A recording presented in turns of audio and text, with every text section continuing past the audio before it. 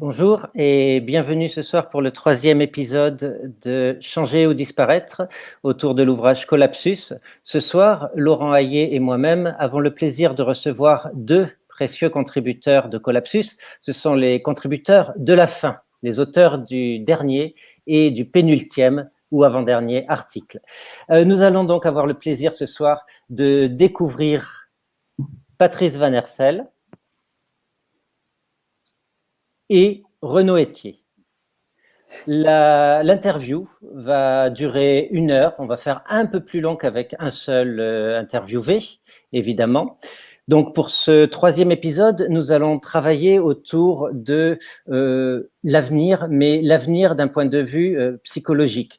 Face à la mort, face au risque d'effondrement, face à toutes les angoisses que soulèvent ces sujets, que dire aux enfants, comment se comporter, etc. Nous avons affaire à deux spécialistes de ces sujets. On va commencer avec Patrice Van Hersel. Patrice Van Hersel est un journaliste. Il a eu une vie bien remplie en tant que membre fondateur de Libération. Il a été reporter longtemps à Actuel, rédacteur en chef de Nouvelles Clés, devenu plus tard Clé. Il a été révélé en France par un best-seller qui s'appelait La Source Noire, qui était la première enquête journalistique consacrée au NDE, les Near-Death Experience, ces expériences de mort imminente qui affectent profondément ceux qui les vivent. Il a fait connaître en France les travaux d'Elisabeth Kubler-Ross sur le deuil, l'accompagnement en fin de vie. Il a rédigé une vingtaine de livres, un ensemble cohérent et rigoureusement informé sur la spiritualité, le sens à donner au monde, la naissance, ainsi que sur l'inspiration que l'on pourrait puiser auprès de Dauphin, qui est un sujet qui lui tient à cœur. Il est aujourd'hui directeur de collection chez Albin Michel, et c'est à ces bons soins de directeur d'ouvrage que l'on nous a confié, Laurent Hayet et moi-même, pour l'aventure de Collapsus.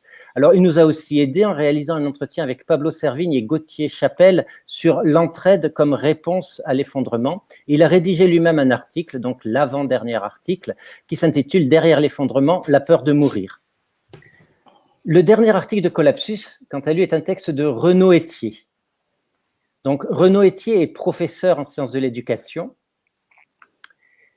Il travaille sur la formation de l'attention et les médiations culturelles et aussi sur la question de l'éducation face à l'anthropocène. Il a publié plusieurs livres, dont Créer un espace éducatif avec les contes merveilleux ou Comment penser le conflit. Un autre livre qui s'intitule L'éducation. Un autre livre sur cultiver l'attention et le care en éducation à la source des contes merveilleux. Son article porte sur l'enfance face à l'effondrement. Nous allons maintenant commencer par une première question. Patrice, on peut dire de notre civilisation qu'elle occulte la mort et que c'est probablement un de ses problèmes fondamentaux. Et quelque part, est-ce que la thématique de l'effondrement n'est pas un moyen, un biais qui permet de ressusciter cette crainte de la mort et qui la confronte à ses démons les plus profonds? Bonsoir à tous. Ressusciter la mort, c'est assez drôle, mais effectivement, je dois dire que depuis qu'on est entré là, il y a maintenant presque 1 an dans cette crise de la pandémie, je trouve que ça nous saute au nez très très fortement. Que la mort soit devenue le grand tabou des temps modernes, ça fait un moment qu'un anthropologue comme Edgar Morin ou un historien comme Philippe Ariès l'ont dit dès les années 50, dès l'après-guerre. Ça n'est plus le sexe, le tabou numéro 1, c'est la mort. On ne meurt plus. On ne meurt plus, la technologie est suffisamment forte, elle va nous débarrasser de tout ça. Et il a fallu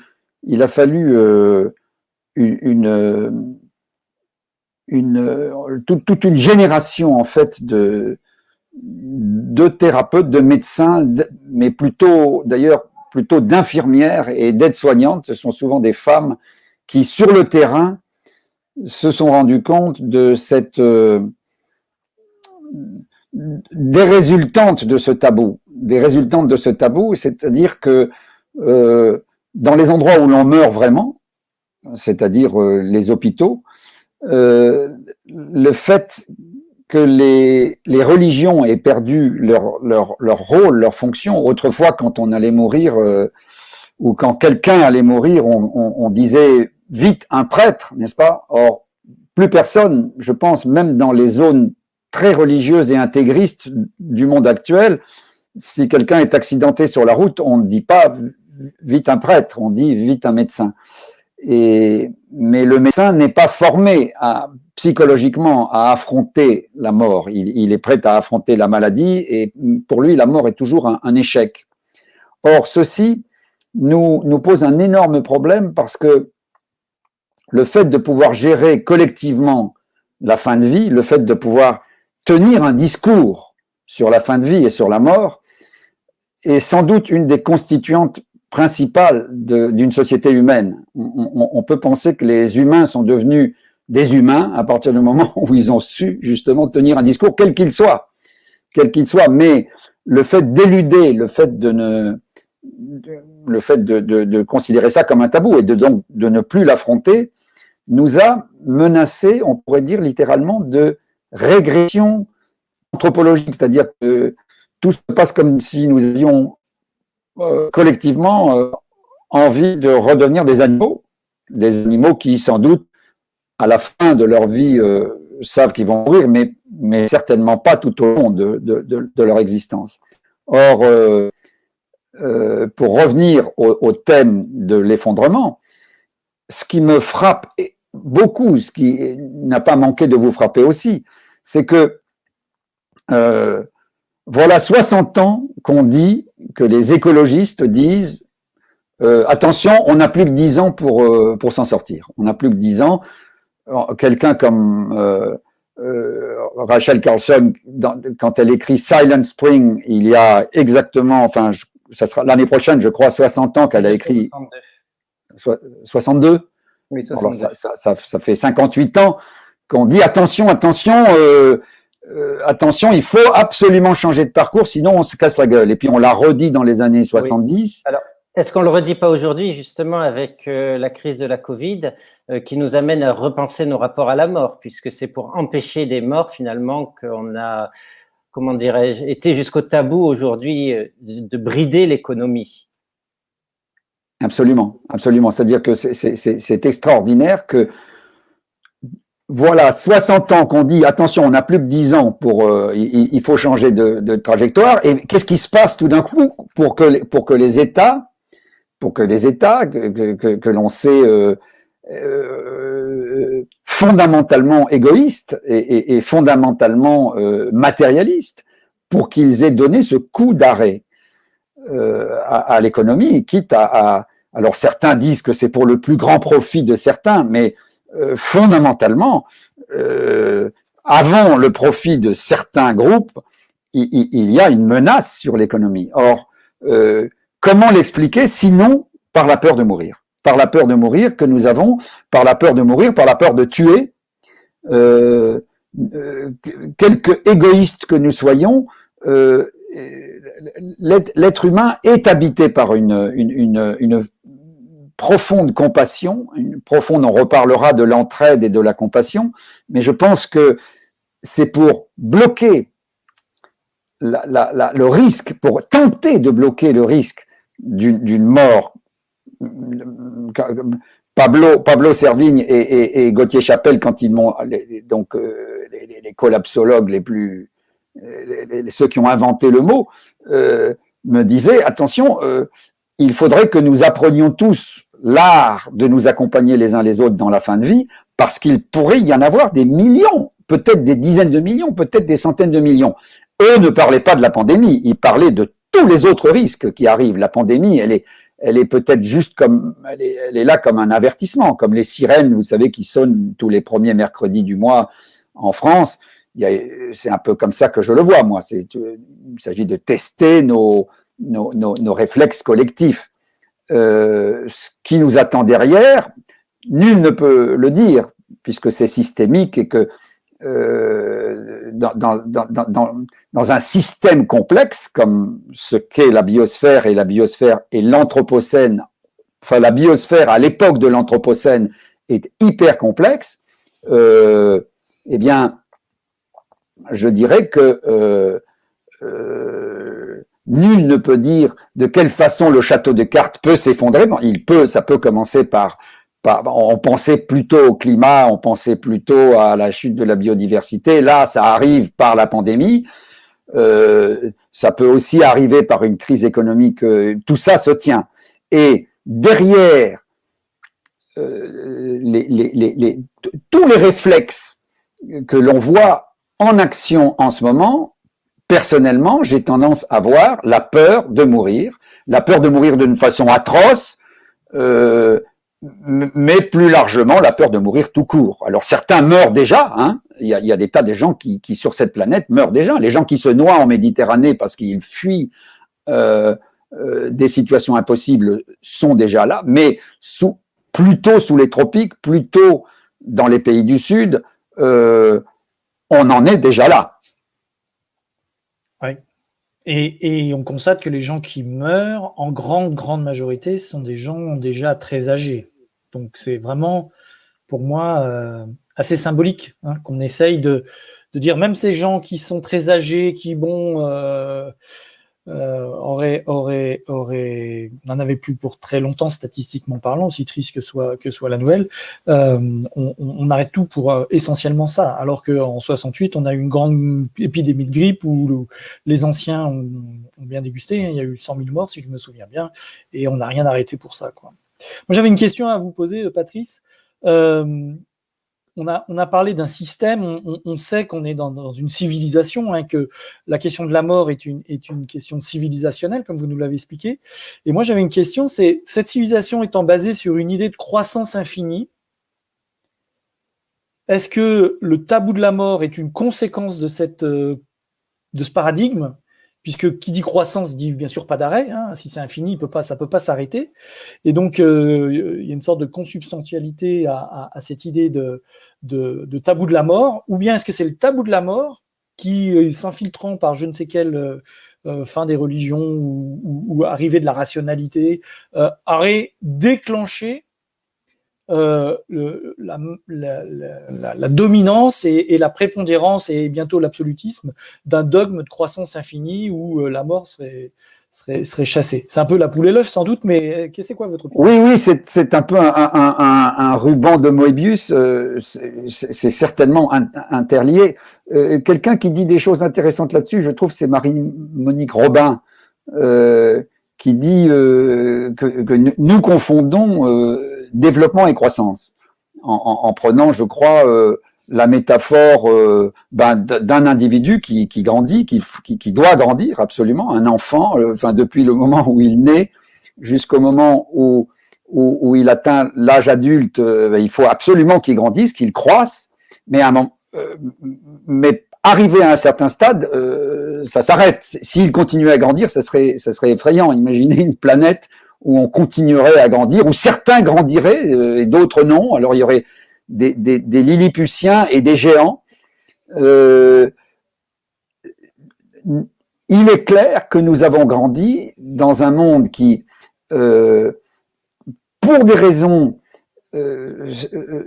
certainement philosophiques au fond, se croit tout permis. Enfin, je veux dire, se voit investi d'un rôle, d'une fonction et puis d'une puissance infinie. Or, il y a quelque chose d'infini, je pense, en nous, je veux dire, mais philosophiquement, mais cet infini, il devrait être intérieur. Cohn-Bendit en parlait bien aussi. Cohn-Bendit parlant de la croissance, alors il parlait de la croissance verte, et c'était peut-être un peu un autre sujet, mais la croissance au sens de croître en sagesse, croître en culture, croître en qualité, croître en compassion, en plaisir sans doute aussi, en découverte, mais pas forcément croître matériellement dans une spirale sans fin.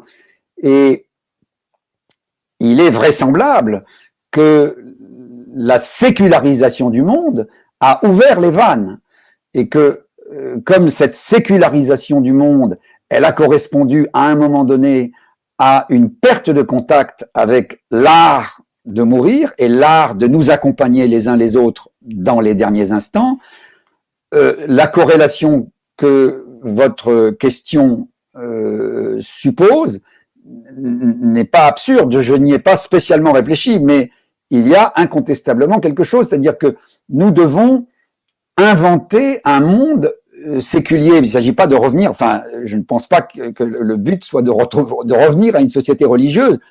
La spiritualité peut très bien se développer d'une façon laïque, d'une façon individualisée, même si, et ça c'est le grand hiatus qu'il y a en ce moment, même si ces récits que chacun devrait se faire individuellement ont absolument besoin d'atteindre un niveau collectif. Et là, on n'est pas exactement sorti de l'auberge, parce que on voit bien avec les intégrismes religieux, l'être humain est ainsi fait qu'il a absolument besoin de trouver du sens et si possible un sens total, global. Et les religions sont les religions telles que on les voit se dégénérer, je dirais, dans les intégrismes, évidemment, sont là, toutes prêtes à répondre à tout. Il ne s'agit pas de ça, mais il s'agit d'inventer quelque chose qui va se substituer à ça pour que nous puissions transmettre, je suppose que Renaud Etier va en parler bien mieux tout à l'heure, pour que nous puissions transmettre quelque chose à nos enfants. Et le discours aujourd'hui, que ce soit sur la croissance ou que ce soit sur la mort, le discours à transmettre aux enfants, il est disloqué, il est cassé, il se cherche, quelque chose est à inventer, une humanité. Certains ont appelé ça la noosphère. La noosphère, c'est la conscience collective. Mais c'est quoi une conscience collective? Grosse interrogation. Je ne sais pas si quelqu'un peut nous le dire. On va en parler, parce que moi, j'aimerais rebondir en fin de séance sur des choses qui sont actuellement en train d'arriver. Mais excellente transition pour discuter avec Renaud Etier, parce que comment on parle aux enfants de la mort quand ils sont jeunes, j'ai cru comprendre que c'est à peu près vers 5 ans qu'on avait ces questions-là. Moi, j'ai 2 enfants qui ont un papa qui croit à l'effondrement et que ça ne va pas continuer comme les contributions depuis lui-même l'enfance. À cause de Christian Zuber et de la littérature sur la Shoah et l'Holocauste, dans laquelle je suis tombé peut-être un peu trop jeune. Je suis assez pessimiste, et toute ma vie, en fait, toute ma mission de vie était là-dessus. Et donc, bon, mes enfants sont un peu spéciaux. Mais comment faire quand on est parent, qu'on tombe soi-même assez fraîchement dans ces questions-là, et on sait qu'une fois qu'on est tombé dedans, on a du mal à s'en dépatouiller. Renaud Etier, c'est quoi vos conseils pratico-pratiques là, pour les gens qui nous écoutent? Alors peut-être d'abord, je commencerai par situer la question, c'est-à dire que l'enfant et la mort, c'est toute une histoire, c'est le cas de le dire, dans le sens où, jusqu'à une époque récente, il y avait une forte mortalité infantile. On pouvait perdre jusqu'à un enfant sur 2, et que donc la mort d'un enfant entrait quelque part dans l'ordinaire des vies de nos ancêtres. Depuis les progrès de l'hygiène et de la médecine, la mort d'un enfant est devenue le scandale des scandales, c'est-à-dire que dans le paysage qui vient d'être décrit, où nous mettons la mort à distance, alors la mort de l'enfant, c'est quelque chose qui est encore plus difficile à penser. Irving Yalom, dans sa thérapie existentielle, évoque ce thème, parmi d'autres thèmes, ce thème de la mort, selon lui, insuffisamment abordé en psychanalyse. Et il évoque le dialogue entre une psychothérapeute et son enfant qu'il rapporte. Et l'enfant demande à sa mère, enfin sa mère qui est psychothérapeute, l'enfant demande à sa mère, mais est-ce que c'est vrai que tout le monde meurt? Alors la mère lui répond, ben oui, c'est vrai, donc oui, tout ce qui vit meurt. Alors l'enfant lui dit, mais toi aussi maman, tu vas mourir? La mère marque une pause et dit oui, mais quand je serai très vieille, toi tu seras grand déjà, tu n'auras plus besoin de moi, je mourrai. Et l'enfant réfléchit et dit à sa mère, mais alors moi aussi je vais mourir. Et là la mère en fait ne peut pas s'empêcher de lui répondre, non, pas toi mon enfant. C'est très difficile, en fait, de parler de la mort à l'enfant, dans le sens où c'est très difficile de parler de la mort de l'enfant. Et on peut le comprendre, c'est un peu dans la nature des choses, dans le sens où, du fait de l'intergénérationnalité, nous, les adultes, nous précédons nos enfants et nous les précédons dans l'histoire de la vie vers la mort. Et en quelque sorte, nous les protégeons de la mort, d'abord parce que nous les protégeons dans leur fragilité, dans leur vulnérabilité, c'est notre rôle d'éducateur. Et puis ensuite, précisément parce que nous sommes plus âgés, nous sommes censés mourir avant eux. Et tant que nous sommes pas morts, nos enfants ne sont pas censés mourir. Il y a une espèce de logique naturelle qui certainement frappe l'imaginaire. Alors du coup, effectivement, c'est très difficile d'aborder cette question. Ce que je préconise, du fait même de cette difficulté, c'est vraiment de passer par des médiations. Vous l'avez dit tout à l'heure, ça a été dit tout à l'heure, je m'intéresse de longue date aux médiations, notamment aussi parce que j'ai été, avant d'être professeur d'université, j'ai été professeur des écoles et j'ai travaillé avec des enfants jeunes. Et donc ces médiations dont on dispose, parce que notre culture est aujourd'hui très riche de productions artistiques à destination des enfants, ces médiations vont avoir la ressource d'aborder la question de la mort de différentes façons en la mettant en forme. Alors, je peux prendre un ou deux exemples. Je pense à l'exemple de la découverte de Petit Bon. C'est un album de littérature de jeunesse dans lequel le personnage principal, un petit lapin, découvre un oiseau, un merle, couché sur le dos. Le texte ne dit rien de plus. Et il se demande ce qui lui arrive. Un ami se rapproche et il dit peut-être qu'il est malade. Un autre qui dit peut-être qu'il dort. Puis enfin arrive un troisième personnage qui dit mais non, il est mort. Et du coup, on s'interroge les uns les autres. Mort, qu'est-ce que ça veut dire mort? Bon, et donc on discute parce que effectivement, ça ne va pas de soi. C'est un mot, la mort, être mort. Mais qu'est-ce que ça veut dire? Quelle réalité ça recouvre? Et ces petits personnages vont en fait, à l'invitation de celui qui est le plus conscient de la réalité de cette mort,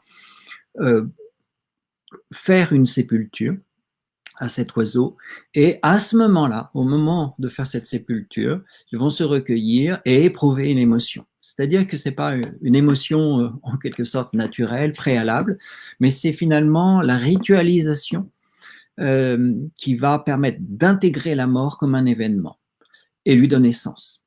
Et quelque part, la sépulture, c'est à la fois la reconnaissance de la mort et en même temps son dépassement, puisque on referme la tombe, on enterre le mort, et à ce moment-là, les personnages partent en courant et se remettent à jouer, et puis dans un arbre, on voit qu'il y a un merle qui chante. Donc là, vous voyez, une médiation comme celle-ci, très pudiquement, permet de donner forme à la mort avec l'idée, par exemple, qu'elle doit être intégrée à travers des rituels, qu'il est normal d'éprouver des émotions, mais en même temps qu'il y a le cycle de la vie qui permet que, en fait, après la mort d'un individu, d'autres individus vont survivre.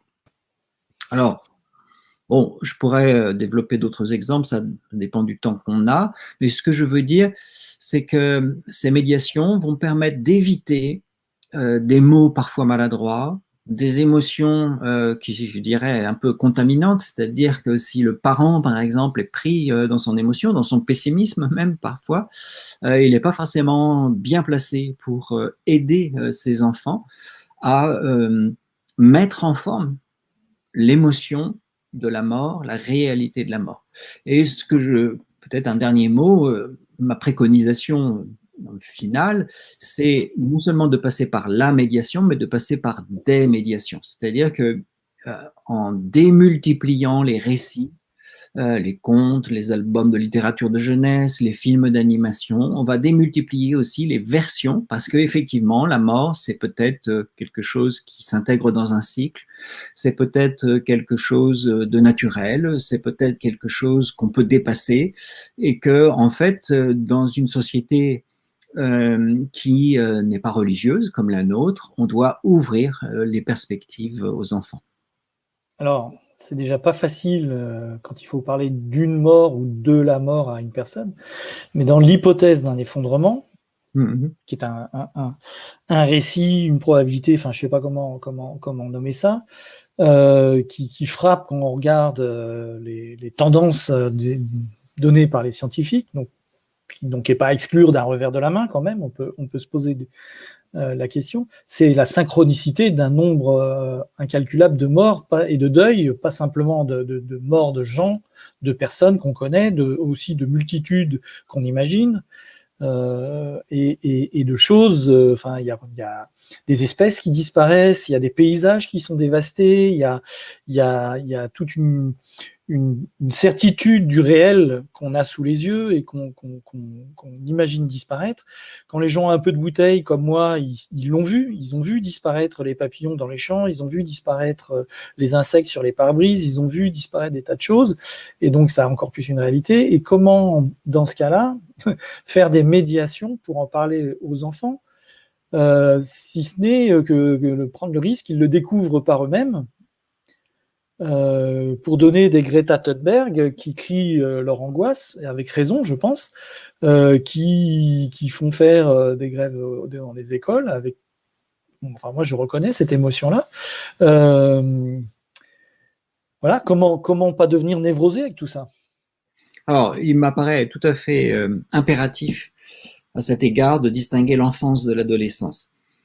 Pourquoi? Parce que l'enfance réclame une certaine protection du fait de sa sensibilité et violenter cette sensibilité ne construirait rien. C'est-à-dire que non seulement ça va générer de l'angoisse, mais ça ne va pas forcément donner plus de force pour lutter contre le danger. À l'adolescence, c'est autre chose qui se joue, j'y reviendrai, c'est-à-dire une capacité effectivement à entrer dans l'information, la discussion et à mon avis aussi aujourd'hui dans l'action. Alors, par rapport aux enfants, je reviens sur l'idée qu'il faut passer par des médiations et il me semble que de la même manière que quelqu'un a pu dire qu'un artiste qui désespérait son public était un traître, je dirais qu'on ne peut pas être un éducateur qui angoisse et déprime les enfants. Il y a une contradiction. Un éducateur, comme à mon avis tout acteur du monde culturel et du monde du soin, doit, en même temps qu'il porte effectivement une réalité, doit porter la forme qui permet de contenir cette réalité, de la supporter, de la soutenir. Pourquoi? Parce que, effectivement, sinon, on défait les forces de l'individu et j'ai envie de dire que on ne fait que confirmer ses propres craintes et précipiter la difficulté dont on veut parler. Donc, si on a pu construire quelque chose qui est de l'ordre de cette médiation contenante dont je parle pendant l'enfance, ça doit permettre de concilier à la fois une certaine lucidité par rapport à des thèmes fondamentaux, dont la mort fait partie, et en même temps une certaine force morale, psychique, spirituelle, susceptible de faire de l'individu quelqu'un d'actif. Arrivé à l'adolescence, il s'agit d'autre chose. Rousseau le disait déjà, jusqu'à 12 ans, il faut préserver l'enfant. À partir de l'adolescence, bon, peu importe l'âge exact, parce que les choses évoluent aussi, nous avons aujourd'hui des adolescents très informés. Ils s'informent notamment via Internet. Ils n'attendent pas ni les institutions scolaires, ni les parents pour s'informer. Et donc, nous avons à veiller à ne pas être en retard par rapport à eux, à les imaginer dans je ne sais quelle candeur qu'ils n'ont pas, qu'ils n'ont plus. À ce moment-là, pourvu qu'on ait cultivé les forces que j'ai dit en enfance, je pense qu'il s'agit de toute autre chose, c'est-à-dire qu'il s'agit d'aider les adolescents à rentrer dans une nouvelle forme de citoyenneté qui, à mon sens, indéniablement doit passer par la lutte. Bon, on aura certainement l'occasion d'y revenir. Je veux dire par là que les forces dont j'ai parlé pour l'enfance, elles vont pouvoir se déployer dans la lutte, et je dirais même plus, c'est-à-dire que la lutte elle-même est porteuse d'espoir. Rien n'est pire que la position de spectateur impuissant d'une catastrophe en train de se produire. Donc, ce que je veux dire par là aussi, pour répondre à votre position, c'est que, certes, nous sommes en train d'entrer dans une catastrophe et dans des effondrements multiples, intercroisés et probablement exponentiels, mais selon nos positions, aujourd'hui, demain, ces catastrophes peuvent être plus ou moins grandes et on peut développer plus ou moins de résilience à échelle locale ou globale. Donc, ceci dépend de la lutte et de la capacité qu'on aura à mobiliser ces forces pour lutter. Donc, il faut avoir suffisamment d'espérance pour lutter et lutter suffisamment pour préserver une espérance. Merci Renaud. On va attaquer la deuxième partie de l'interview en donnant la parole d'abord à Patrice et ensuite à Renaud sur justement comment lutter. Donc je vais me tourner vers Patrice pour lui demander comment lui envisage la lutte et quels seraient peut-être les éléments sur lesquels appuyer cette lutte ou quelles seraient les choses, les processus à combattre en priorité. Patrice? Vaste question. En 5 minutes. Je dirais que tout commence vraisemblablement par une connaissance. La connaissance qui me semble primordiale dans le contexte dont nous parlons, c'est celle, je dirais, du biomimétisme au sens large. C'est-à-dire que nous savons aujourd'hui, nous savons très bien que nos sociétés ne pourront pas subsister si elles ne respectent pas les lois du vivant. Et les lois du vivant, eh bien, c'est dès l'enfance. J'ai bien aimé, mais pour des raisons que j'expliquerai peut-être un peu après, la distinction que faisait Renaud Etier entre enfance et adolescence, mais dès l'enfance, les lois du vivant peuvent s'enseigner et à l'adolescence aussi. Alors, il était question de lutter.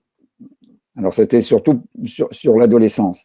Il est clair que l'émergence d'une conscience collective nouvelle ne se fera que sous la pression et sous une pression qui risque d'être terrible. Alors, cela dit, ce n'est pas nouveau. On pourrait dire, en prenant des comparaisons qui valent ce qu'elles valent, mais que les temps modernes et les temps très modernes, enfin, je veux dire le XXe siècle, nous a montré que certaines émergences ne se sont faites qu'après les guerres mondiales. Alors, c'est pas pour autant qu'il faut souhaiter les guerres, ou comme diraient certains abominables vieux réacs caricaturaux, ce qu'il leur faudrait, monsieur ou madame, ce qu'il leur faudrait, c'est une bonne guerre. Cela dit, il est certain que, quelles qu'aient été leurs limites, la Société des Nations, elle naît de la Première Guerre mondiale. La Croix-Rouge, elle est sortie de, je ne sais plus quelle, de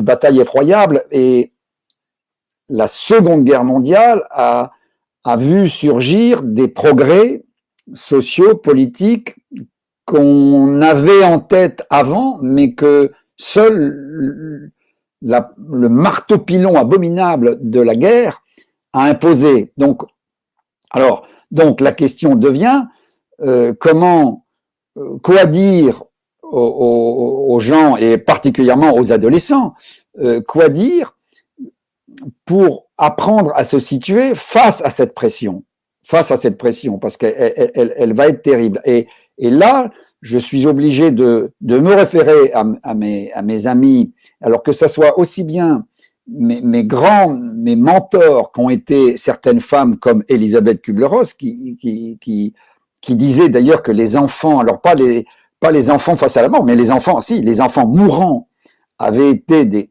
ses plus grands professeurs, uniquement à une condition d'ailleurs, c'est que l'entourage, que les parents se libèrent de leur angoisse, ce qui n'est pas évident, et ça c'est toute la question d'apprendre cet art. Mais si je prends des exemples plus récents et beaucoup plus jeunes, que sont donc des gens que vous allez peut-être interviewer bientôt, qui s'appellent Pablo Servigne, Raphaël Stevens et Gauthier Chapelle, d'apprendre une certaine collapsosophie.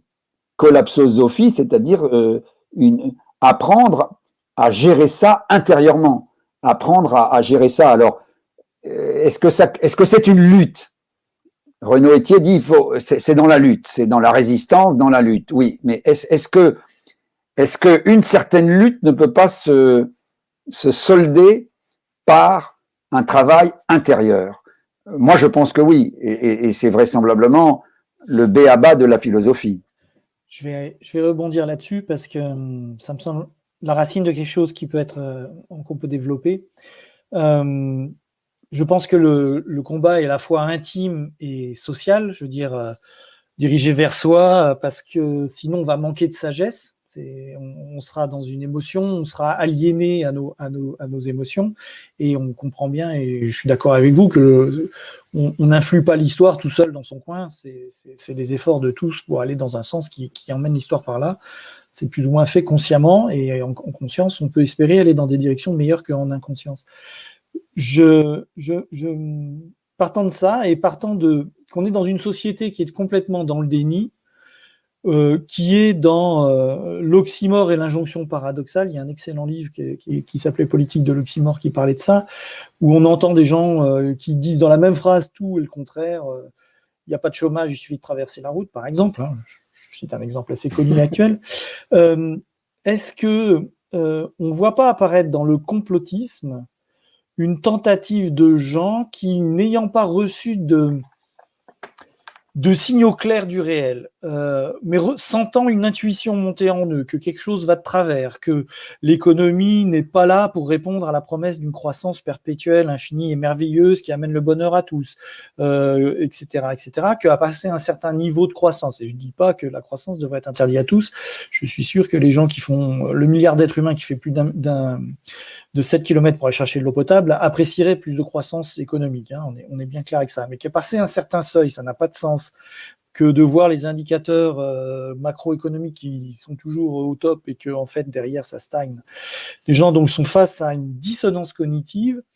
Est-ce que à ce moment-là, les gens, sans comprendre vraiment ce qu'ils font, cherchent un sens, sachant qu'ils sont bornés par la peur de la mort, la peur de la peur, tout un tas de non-dits qui sont dans notre société, de choses qui grouillent sous les tapis, mais qu'on ne peut pas voir, mais qui existent pourtant, on risque pas on ne crée pas les conditions justement de ce complotisme, de cette explication d'un grand tout qui est là sous nos yeux, quoi. La vie, la mort, la croissance n'est pas infinie, enfin des choses qui sont des évidences même, et qui sont totalement niées, voire même dans le mensonge, parce que il faut reconnaître que Exxon a menti sur le réchauffement climatique depuis les années 80 sciemment. Enfin bon, on ne va pas rentrer dans ces détails-là, c'est pas le thème, mais tout ce non-dit, refoulé, remonte, et de façon malsaine, avec des bonnes questions, mais avec des mauvaises réponses.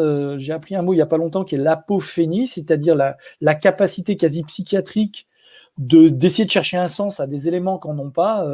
Je jette une banane et 2 oranges et je vois un visage parce que ça ressemble à un visage. Voilà, notre cerveau est fait pour ça. Est-ce que c'est pas là justement un phénomène de société, et le complotisme que personne n'a l'air de comprendre d'où il vient, est-ce qu'il viendrait pas de ça, de ce déni de la réalité? Alors, vous savez que les grandes découvreuses ou celles qui ont ouvert les soins palliatifs dans les années 50, 60, 70 parlaient de 5 stades: le déni, la révolte, le marchandage, la dépression et, si on a de la chance, l'acceptation, qui change tout, aussi bien pour la personne qui meurt que pour la personne qui l'accompagne. Et c'est peut-être encore plus important pour celle qui l'accompagne.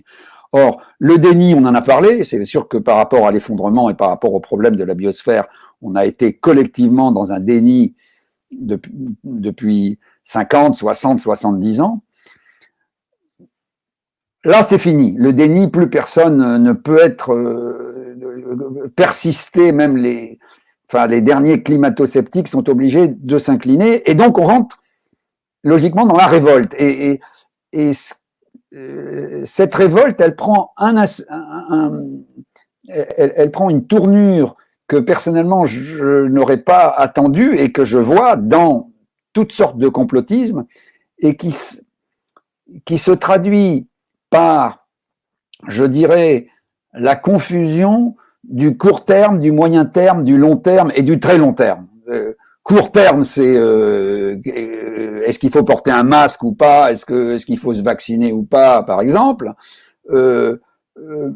Moyen terme, c'est mais ça serait qui le prochain gouvernement pour lequel j'aimerais voter, par exemple. Long terme, c'est mais il faut un autre système, il faut une autre, littéralement, et très long terme, il faut inventer une nouvelle civilisation.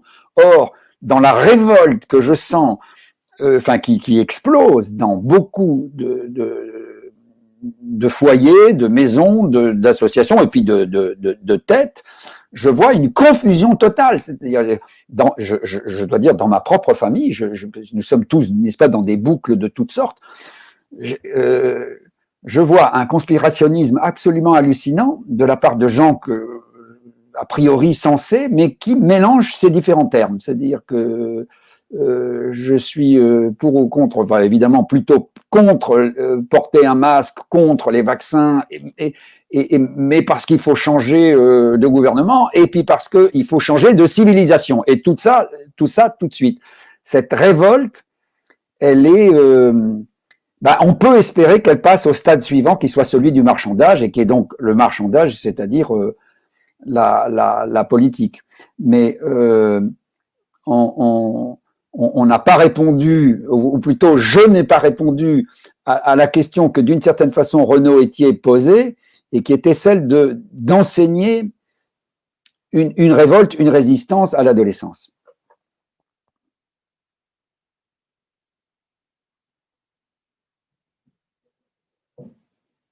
Alors, je voulais juste faire un constat. Je ne suis vraiment pas sûr que les climato-sceptiques aient disparu, parce qu'ils n'ont rien à foutre du réel. On ne convainc pas des gens qui sont complotistes avec des raisonnements, on les convainc souvent avec des histoires. Et pour l'instant, ils veulent se laisser convaincre par d'autres histoires que celles de la raison. Il y a une partie émotionnelle là-dessus, et c'est un peu ce sur quoi je voudrais entendre Renaud. C'est sur la question de comment peut-on orienter, y compris pour les enfants ou les adolescents, des récits qui soient compatibles avec un futur vivable? Alors, je ne sais pas exactement comment interpréter cette question, orienter des récits. Ce que je voudrais dire là aussi en préalable, c'est qu'il me semble que l'effondrement dont nous parlons, ou les effondrements dont nous parlons, ont des précédents, en fait. Ces précédents, je les verrais remonter à la naissance du système capitaliste, tel que Alain Bir l'a analysé, c'est-à-dire avec l'installation des premiers comptoirs et puis évidemment la soi-disant découverte, mais en fait l'exploitation forcenée du nouveau monde, exploitation aussi bien des ressources naturelles que des ressources humaines avec les conséquences qu'on sait. Et donc là, à partir de là, s'enchaîne un processus qui n'a pas fini en fait de se développer et qui explose en quelque sorte depuis quelques dizaines d'années dans toutes ses conséquences de surproduction et de surconsommation. Ce que je veux dire, c'est que ce système capitaliste, à mon sens, a généré dès le départ des effondrements. Alors, des effondrements de quelle nature? Pour moi, ce sont des effondrements spirituels et psychiques. Pourquoi ça? Je repérerai trois moments phares dans ce système capitaliste. Le premier moment, c'est dès le départ l'expropriation. C'est d'ailleurs le terme qu'emploie Alain Pire. Bon, on voit ce que ça veut dire, l'esclavage, les déplacements massifs, etc. Un deuxième moment pour moi est constitué à l'époque de l'ère industrielle par ce que j'appellerais un détachement, c'est-à-dire qu'un exode rural massif se produit, une artificialisation des vies et des conditions de travail, et qui fait qu'on n'a plus vraiment de lieu, on n'a plus vraiment surtout de milieu, et les réseaux de relations humaines ancestrales cultivés de longue date sont en fait défaits. Et puis, je verrai un troisième temps qui remonte, bon an, mal an, très récemment, finalement, aux années 80, au néolibéralisme. Ce temps, c'est un temps de liberté, mais les libertés entre guillemets. C'est la liberté de l'individu qui serait censé se détacher, là, cette fois-ci, de la société. Quelque chose comme une société n'existe pas, disait Thatcher. Et cet individu libre, ben, finalement, comme le dit Anne, il s'auto-exploite, en fait. C'est-à-dire, c'est peut-être nous-mêmes, là, qui sommes en train de parler. Plus personne n'a besoin de nous fouetter ou de nous surveiller pour nous faire travailler. On s'astreint soi-même à travailler beaucoup et ça conduit à des phénomènes comme le burn-out ou d'autres choses. On a tellement intériorisé la contrainte d'un certain point de vue que, indépendamment de celle-ci, on s'astreint donc à beaucoup travailler. Donc ces trois moments constituent, à mon sens, les conditions d'un certain effondrement qui est donc spirituel et psychique. Spirituel, je veux dire par là, j'évoque pas de religion ou de surnature. Spirituel, c'est une capacité de se relier au monde. Cette capacité à se relier au monde, on peut donc, en se rappelant les trois moments que je viens de dire, remarquer qu'elle a été terriblement fragilisée parce que le monde, c'est d'abord un milieu auquel on est sensible, avec lequel on interagit, dans lequel on travaille, on vit, on meurt, etc.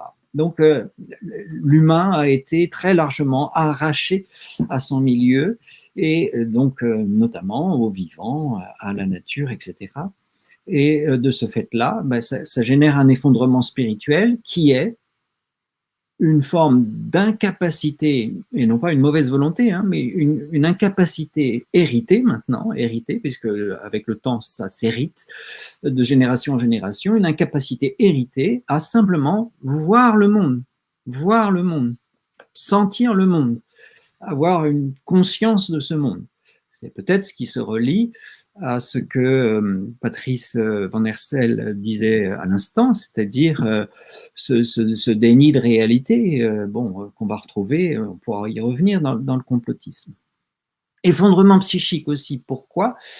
Parce que on comprend bien en fait la difficulté à se soutenir parce que en fait il est difficile de se soutenir sans être soutenu. Or, qu'est-ce qui nous soutient? Bon, on sait qu'on n'a plus guère de perspective, de croyance d'une vie meilleure après la mort, plus vraiment de croyance non plus dans un avenir radieux, plus vraiment de croyance dans le progrès dont on voit aussi bien les effets délétères que les promesses, et du coup le soutien qu'on pouvait trouver, que l'individu pouvait trouver dans des liens vernaculaires, dans un milieu familier, sont défaits.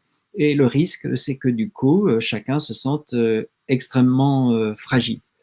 Alors, du coup, ça me mène, au-delà de la question sur les récits, a plaidé pour une révolution éducative d'un certain point de vue qui s'ancre d'abord, avant toute forme de transmission de savoir, d'objectifs de montée en compétences, etc., dans la refondation d'une spiritualité et de force psychique avec des expériences fortes de sensibilité, d'observation du monde, du milieu, etc.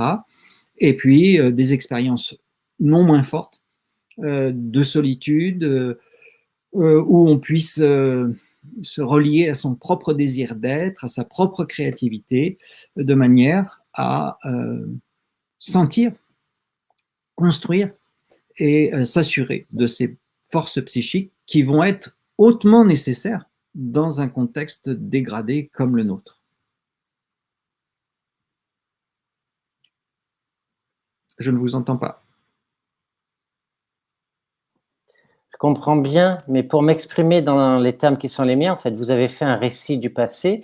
Nous sommes tous en mesure de faire des récits du passé explicatifs, d'expliquer la croissance du capitalisme, sa mainmise sur les ressources de la planète entière. On reviendra là-dessus dans un prochain épisode, justement avec Renaud Duterme, qui est géographe et historien. La question est, du coup, vous avez ouvert la fenêtre à la fin en disant qu'il fallait s'extraire de cet héritage.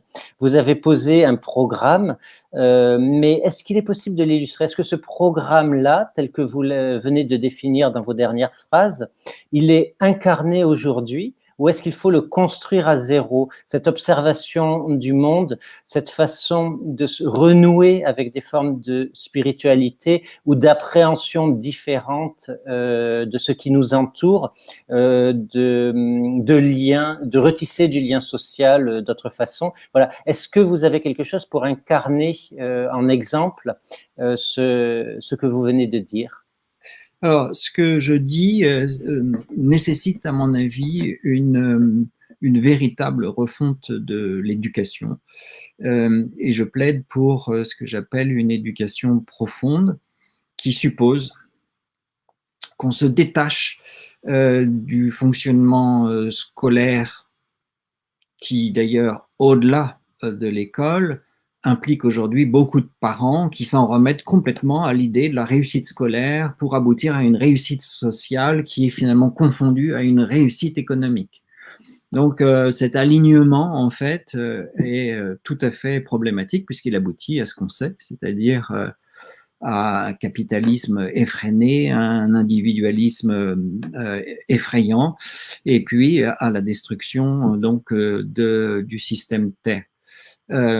Alors, de manière, on va dire, programmatique en quelque sorte, il me semble qu'il faut sortir de la logique des apprentissages instrumentaux qui envahit tout et qui laisse pourtant peu de choses aux individus. On sait qu'on oublie plus de 80% de ce qu'on apprend à l'école, et sortir de la logique de l'évaluation, donc sortir de la logique des apprentissages seulement instrumentaux, de l'évaluation, et de cette obsession de la réussite qui est telle que dès la maternelle, les parents vont pousser leur enfant, faire refaire ce qu'il fait à l'école, etc. Casser cette logique et dégager de l'espace et du temps pour une toute autre expérience, précisément la possibilité de vivre, de partager, de sentir, de coopérer. Je suis frappé par le fait que j'ai par exemple une petite fille qui a 20 mois, elle est d'emblée dans le partage et la coopération. Il suffit de lui demander, elle est toujours prête à partager ce qu'elle est en train de manger, de partager un jeu, de partager une lecture. Je ne pense pas que ce soit une exception. Je pense qu'à cet âge-là, on a une disposition à la coopération et au partage, et on peut se demander comment on aboutit aux égoïsmes qu'on connaît, si ce n'est par des éducations ratées, c'est-à-dire qui ont visé tout autre chose et qui n'ont pas su développer ces dispositions finalement relativement naturelles qu'on peut trouver chez l'enfant.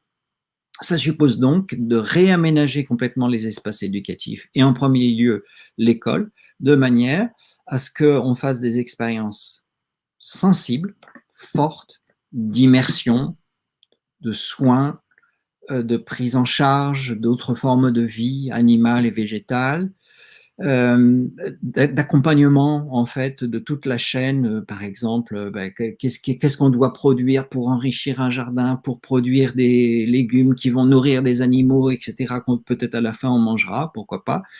Et que toutes ces expériences doivent être gratuites. C'est-à-dire, il ne s'agit pas ensuite de se demander s'il y a eu des apprentissages, de les évaluer, de contrôler, de mettre les enfants sous pression, de se demander à quoi ça va servir. En fait, un enfant qui peut épanouir toutes ses capacités, le reste va venir très vite de surcroît. On apprend très vite les choses instrumentales. C'est rien, en fait. De même que les savoirs instrumentaux. Et donc, je plaide pour une réforme complète de l'école dans le sens de permettre une véritable expérience de la vie. Je ne vous entends pas. Merci Renaud. Nous allons aborder la troisième partie. Je vais rebondir sur ce que vous venez de dire en m'adressant à Patrice. On rejoint quelque part aussi le plaidoyer de Pablo Servigne et Gauthier Chapelle pour une entraide. En fait, il faudrait implanter cette entraide, cette nécessité pour l'entraide très tôt chez les enfants plutôt que de les plonger dans une société de compétition. Je pense qu'un certain nombre de contributeurs de Collapsus seront d'accord avec cette conclusion.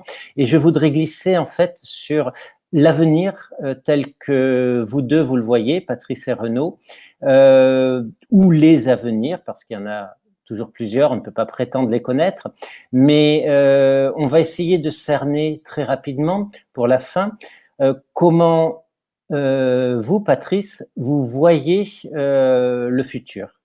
Est-ce que vous êtes inquiet ou optimiste? Bon, c'est difficile de ne pas être inquiet, mais en même temps, alors je voudrais dire deux choses qui sont pour l'une plutôt positive, l'autre apparemment négative, mais en fait pas. Et l'être humain est un être extrêmement coopératif, de naissance. Nous savons très bien, nous naissons quand nous naissons au bout de 9 mois, enfin de plus en plus 8 d'ailleurs, mais nous sommes totalement prématurés et nous sommes donc nous ne vivrions pas si nous n'étions pas entourés pendant notre première année en particulier, mais ensuite pendant de longues années, entourés par un cocon de solidarité absolument inimaginable. Aucune autre espèce a autant besoin des autres. Donc nous sommes solidaires et nous sommes coopératifs et nous sommes dans l'entraide par définition. Nous le sommes intrinsèquement. Et ça, il faut. Alors, il y a des tas de livres, d'enseignements, de films qui le disent aujourd'hui. Il faut le dire davantage encore et montrer que le système qui nous dirige. Et là, je rebondis de nouveau très volontiers sur ce que disait Renaud tout à l'heure. Le système qui nous dirige est fou dans le sens où il voudrait faire croire que ceux qui pensent que l'être humain est un être coopératif sont des bisounours, sont des naïfs, et que le réalisme, ça serait ce qu'ils appellent la loi de la jungle. Alors que la vraie loi de la jungle, et ça, Pablo, Gauthier, Chapelle vous le diront certainement bientôt, la vraie loi de la jungle, elle est à 85% faite d'interactions coopérantes plutôt que de compétition. Et on voudrait nous faire croire que le réalisme, c'est donc l'avenir, eh bien, ou bien nous comprendrons ça, ou bien nous disparaîtrons. C'est-à-dire que, parce que c'est une des lois du vivant. L'autre chose que je voulais dire, et qui apparemment est est difficile et négative, mais en réalité contient une richesse à l'intérieur d'elle-même. Et ça, c'est ce que j'ai appris en faisant un début de formation avec Elisabeth Kubler-Ross aux États-Unis, donc une de ces femmes, enfin une des pionnières des soins palliatifs, c'est que nous devons nous avouer vulnérables. Je n'ai jamais autant appris que dans une formation où pendant une semaine, j'étais avec une centaine de personnes qui allaient mourir parce qu'elles étaient atteintes de maladies gravissimes ou qui venaient de perdre un enfant, quelquefois dans des conditions atroces. J'ai jamais autant pleuré. J'ai jamais autant pleuré. Et j'ai découvert, moi, 68 arts, supposé hédoniste et levant le poing contre le masochisme et le dolorisme judéo-chrétien, n'est-ce pas? Tout ça, ce sont des clichés. J'ai découvert que quand la solidarité humaine est intense, quand nous nous entourons les uns les autres, les plus grandes souffrances peuvent se traverser, mais non seulement elles peuvent se traverser, mais elles nous enrichissent. Elles nous enrichissent. C'est-à-dire que, je ne vais pas rentrer dans les détails, on n'a pas le temps, mais donc voilà, un monde, alors un des mondes, mais je vois difficilement comment on pourrait passer à côté sans disparaître. Un monde où il serait clair que l'entraide et la coopération sont notre caractéristique profonde et nous mettent en rapport avec le reste du vivant, d'une part, et nous avouer vulnérables, faibles, oser pleurer et oser nous entourer, nous aider les uns les autres à le faire. Alors dans toutes sortes de circonstances, dont la plus forte est évidemment celle où nous disparaissons, où nous mourrons, quelles que soient ensuite les croyances que nous avons ou pas sur la survivance de la conscience. Merci Patrice.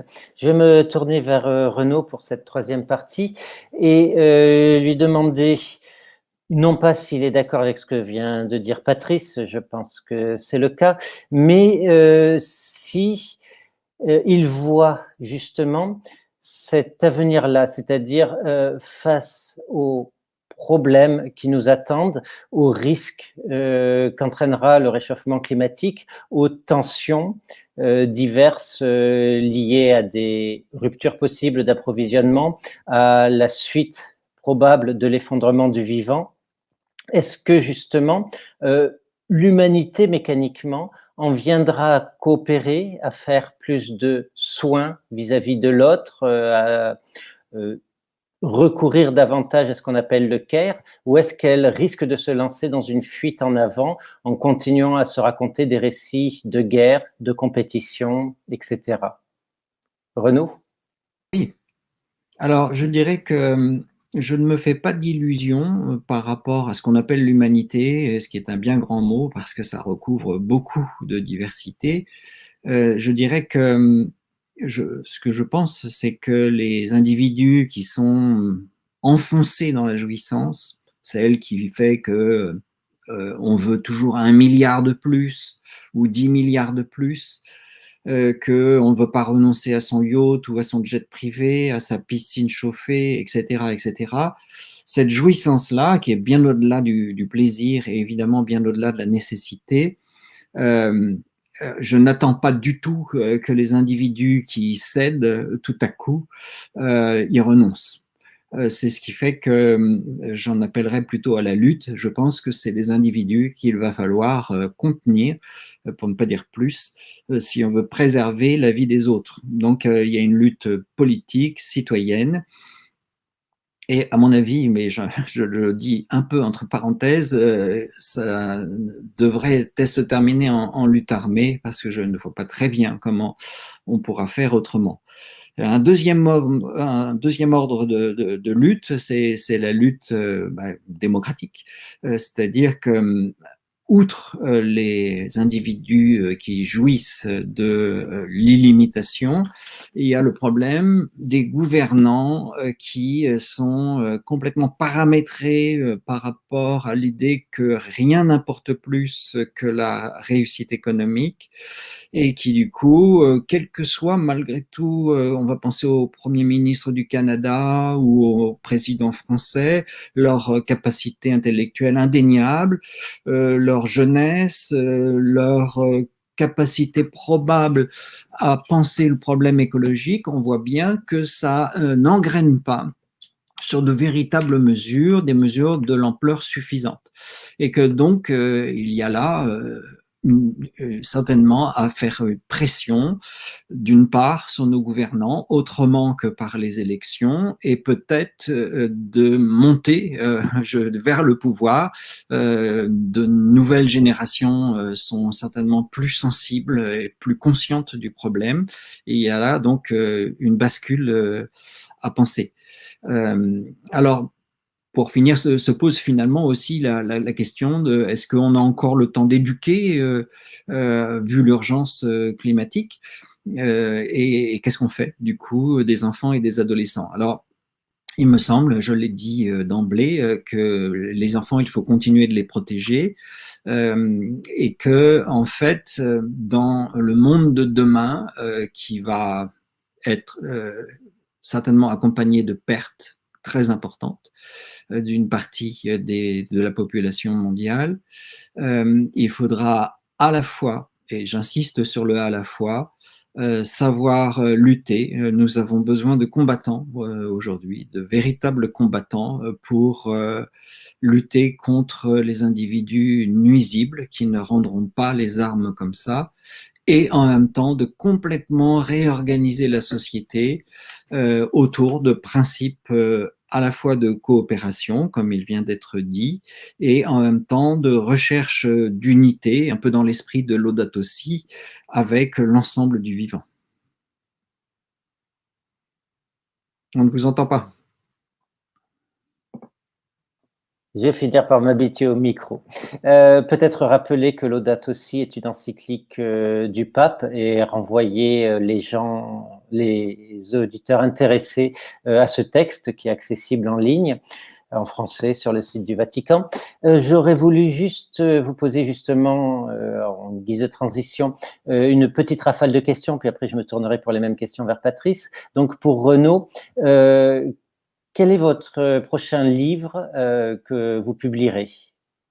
Alors donc, doit être publié au mois d'avril si les confinements ne retardent pas les dates de parution au PUF, donc les presses universitaires de France, un ouvrage intitulé L'humanité contre l'anthropocène, résister aux effondrements. Donc on retrouvera un certain nombre d'idées plus développées et d'autres encore que j'ai pu énoncer ce soir dans cet ouvrage. D'accord. Et quelle est votre pire inquiétude? C'est la lenteur, en fait, dans laquelle nous sommes embourbés, la lenteur du ralentissement de l'exploitation de l'énergie fossile, du ralentissement de la production de plastique. Enfin, d'ailleurs, oui, pas vraiment un ralentissement. Oui, c'est plutôt la grande accélération. Qui n'est pas à la hauteur, et donc d'une désynchronisation, c'est-à-dire oui, si on avait 200 ans devant nous, visiblement, au rythme où on va, on arriverait à quelque chose de viable, mais on les a pas. Donc, on va être en retard. Et c'est pourquoi, à mon avis, la lutte, le combat doivent prendre la place des petits gestes de la part du colibri et du simple fonctionnement démocratique. Et votre meilleur espoir? C'est la révolte des jeunes. Dont j'espère qu'elle va s'amplifier, s'intensifier et se propager parce que il y a trop d'inertie et trop de résistance par ailleurs. Un livre que vous recommandez?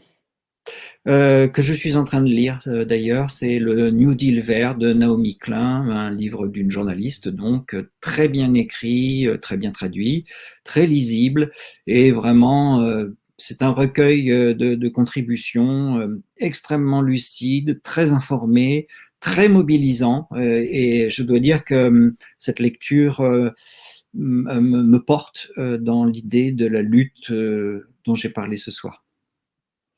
Et cinquième et dernière question, un film que vous recommandez? Alors, le dernier grand film que j'ai vu, c'est le film Parasite, primé d'or à Cannes. Pourquoi? Parce que c'est un film qui parle essentiellement de la fracture sociale, mais en arrière-plan, il y a des choses intéressantes, c'est-à-dire que les pauvres sont inondés, ils vivent dans des bas-fonds et en fait l'eau les inonde, donc ça nous dit quelque chose du devenir des différentes parts de notre humanité. Et puis il y a quelque chose de très fort dans le film, c'est que les gens riches sentent et ne peuvent pas sentir l'odeur des gens pauvres. C'est un thème dans le film qui est terrible. Et justement, comme je plaide pour un rapport sensible au monde, il faudrait peut-être qu'avant de nous entendre, nous arrivions à nous sentir les uns les autres. Merci Renaud. Je vais me tourner maintenant vers Patrice et lui poser les mêmes questions. Pour commencer, votre prochain livre? Il est en examen. J'attends le verdict. Non sans appréhension. Même un directeur de collection a du mal à loger ses ouvrages en ce moment? Ah dans ce cas-là, on est comme les autres. Il n'y a aucune raison. Non, on est comme tout le monde. Non, je dois être jugé par mes pairs. Donc c'est sur l'idée d'une conscience collective qui émergera forcément de l'anthropocène, on peut dire, et ici ou ailleurs. C'est un état de la matière, littéralement. Ça, c'est. Alors, est-ce que ça paraîtra en 2021 chez Albin Michel? Je vous le dirai dans quelques jours. D'accord. Et votre pire inquiétude? La paresse spirituelle. La paresse spirituelle, parce que bien sûr, il y a des grands méchants. Il y a des grands méchants, et ils sont très, très, très puissants, mais pour pouvoir être des guerriers, comme ceux que souhaite voir se renforcer, émerger Renaud Etier, pour moi, c'est pas simplement des brutes qui seraient capables d'aller flinguer les 100 plus importants chefs de mafia qui dirigent le monde. Parce que ça, on sait très bien qu'on est quand même, on est au courant que ça change rien. Ça revient tout de suite comme avant. Les plus grandes utopies, Dieu sait si on a été révolutionnaire, les plus, enfin, soi-disant. Mais non, il faut le guerrier. Alors, c'est un peu bateau, mais le guerrier, il se bat, il réussit à se vaincre lui-même, d'abord. Et votre meilleur espoir? Eh ben, c'est la nouvelle génération. Ce sont les nouvelles générations, ça, incontestablement. Mon dernier grand voyage à l'étranger, ça remonte un petit peu, mais c'était en Inde, et j'étais stupéfait de voir le nombre de jeunes engagés dans toutes sortes d'associations, partout. C'est pas simplement en Occident qu'il y a une prise de conscience, c'est un peu partout.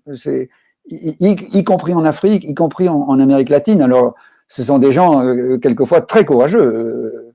Le nombre de leaders écolos qui se font flinguer purement et simplement dans le monde est effrayant. Mais voilà, ça c'est. Je vois la génération de mes enfants et de mes petits enfants. C'est encore un peu trop tôt pour pouvoir jauger. Ils sont encore à l'état d'enfants, mais la génération qui vient juste après la nôtre, je la trouve beaucoup plus cohérente, beaucoup plus concrète, beaucoup plus les pieds sur terre que nous. Et donc voilà, je pense que des combats auront lieu, c'est certain, mais ils seront à même de les mener. Sur cette question-là, vous êtes parfaitement en phase avec Renaud Etier. Alors, et j'aurais 3 questions. Il y aura un livre que vous recommandez? Ah ben, collapsus.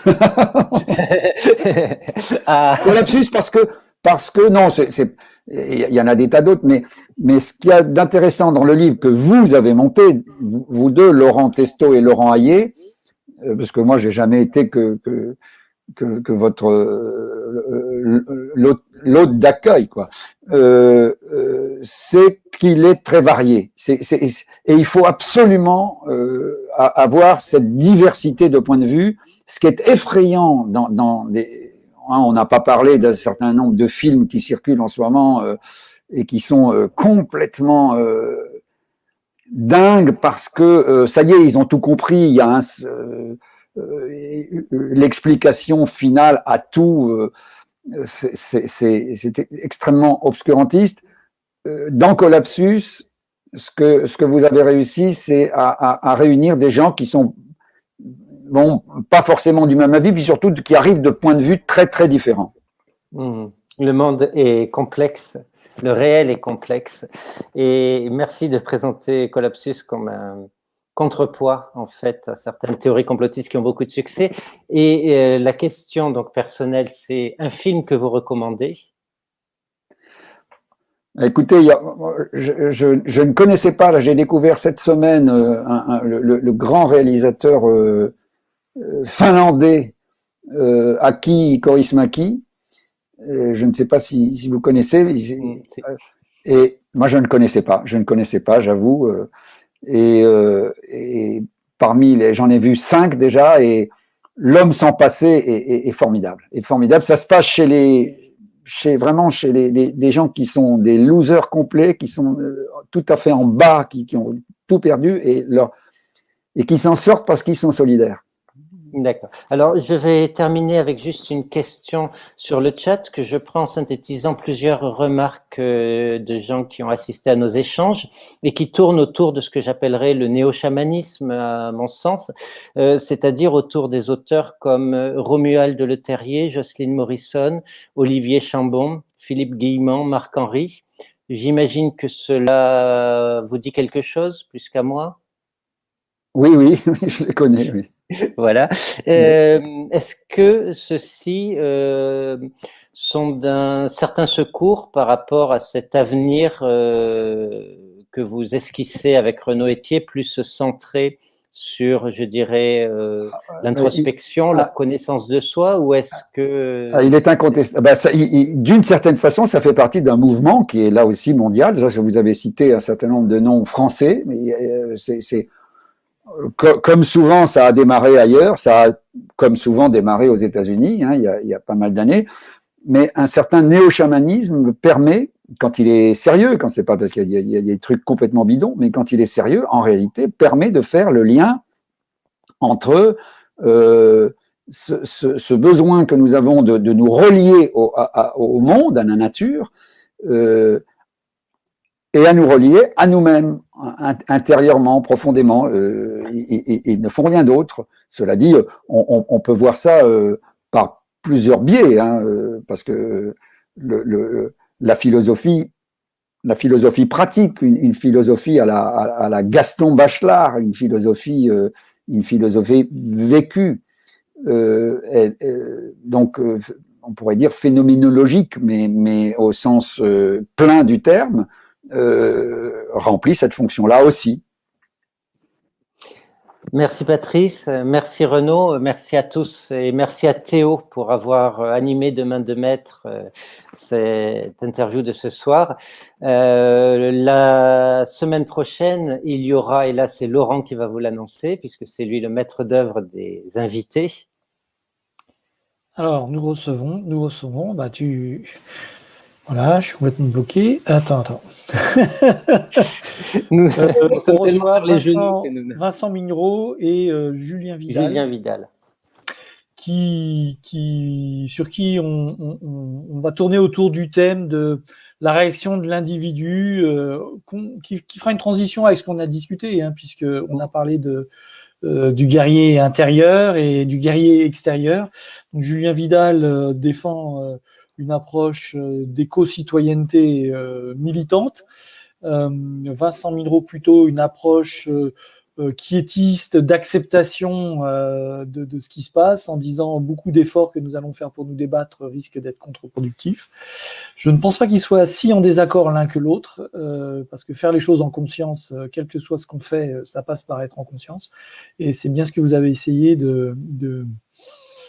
d'esquisser dans cette conversation ce soir. Et vraiment, je suis très content de tout ce que j'ai entendu et vraiment fier et honoré de côtoyer des gens comme vous. Donc voilà, je voulais vous remercier et vraiment à titre tout à fait personnel et individuel. C'est vraiment pour moi un grand enrichissement. Merci. Merci à vous. Merci infiniment à vous deux.